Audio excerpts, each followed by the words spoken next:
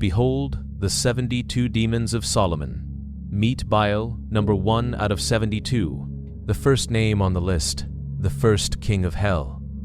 Before seals and circles, before Latin invocations and leather grimoires, there was another name for him, Baal, a storm god, a lord of thunder, rain, and fertile earth, praised on mountain altars, carved into stone by hands that had never heard the word demon. History remembers him as a monster, but once he was a god, the fallen god in the lands of Canaan, Phoenicia, and the Levant. Baal meant Lord, Lord of the sky, Lord of the storm, Lord of the harvest. When clouds gathered and lightning split the night, they said, Baal rides.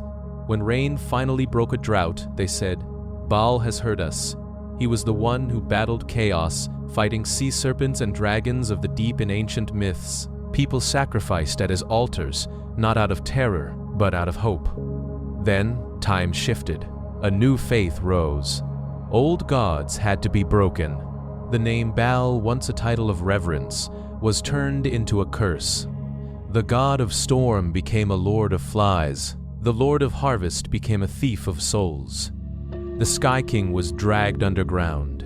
And where a god falls, a demon rises.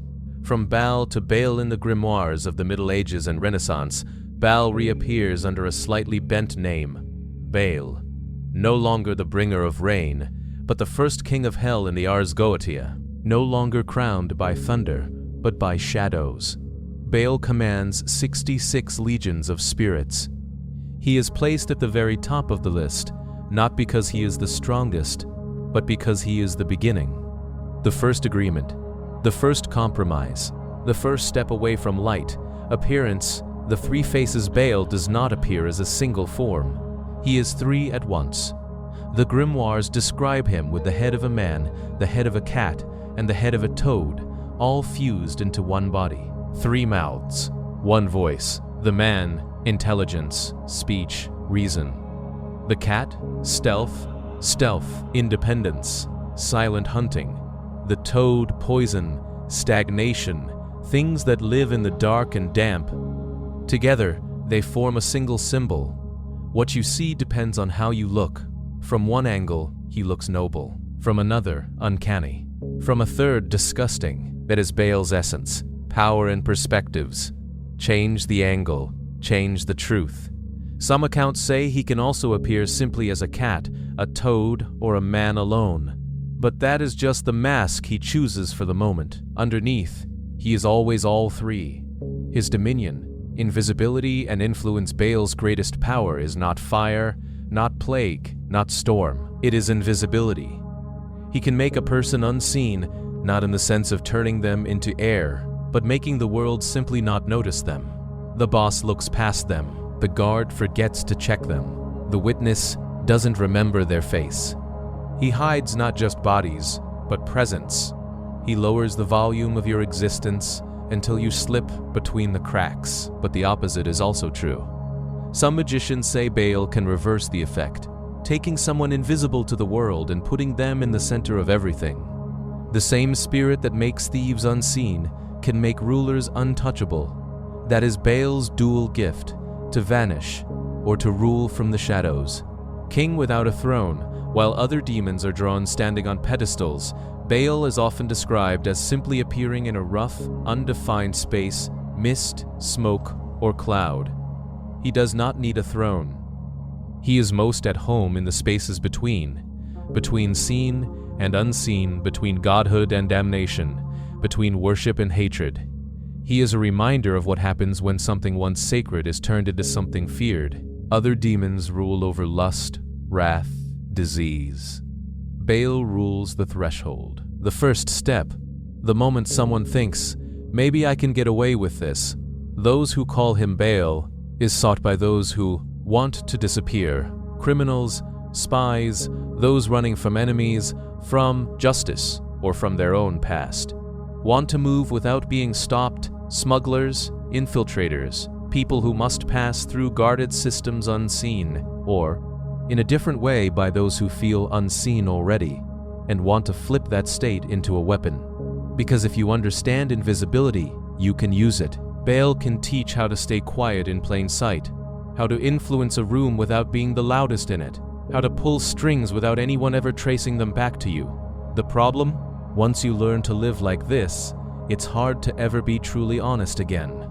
Echo of the storm god even as a demon. Echoes of Baal the god remain. Some say that when Baal is near you may feel pressure in the air, like right before a thunderstorm. You might hear distant rumbling where there is no storm. You might sense a presence behind you when no one stands there. Old instincts do not disappear so easily.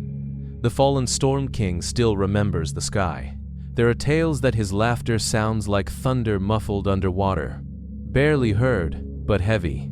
And though he no longer brings rain, he can bring something else. A storm of consequences for the smallest decision you thought no one would notice. Symbolism and meaning. Baal is not just a demon in a book. He is an archetype. He represents the first compromise with your own morals, the moment you decide to move in the shadows instead of the light, the choice to be seen less to gain more. He stands at the front of the demonic list because this is where corruption truly begins, not in some grand ritual, but in a small, quiet choice, to lie once, to hide once, to turn away once. Baal is the spirit of that first step. The weight of his name in some traditions, Baal is seen as a warning, a sign of what happens when power is stripped of its sacred duty and used only for control. Once he was prayed to for rain. Now he is invoked to vanish from responsibility. Once his name was called to save crops. Now it is whispered to escape justice. This is the tragedy behind his demonization, the fall of a god into a shadow. You don't have to believe in demons to recognize Baal. You see him when someone acts in secret, moving entire systems without leaving fingerprints.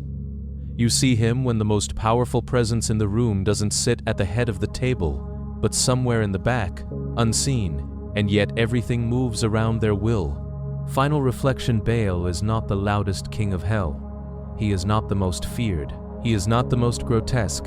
He is the first step into the dark, the first yes to something you know is wrong, simply because no one will see. He does not ask you to worship him.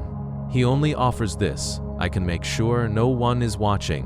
What you do after that is not. So if you ever feel invisible, or wish you were, if you act in secret, convinced that no eye will ever see, ask yourself, is it really no one watching? Or is there a king you've already invited in without knowing his name? Behold Baal, the first on the list, the king of the unseen, the shadow behind the first bad decision. Full demonology breakdowns on the channel.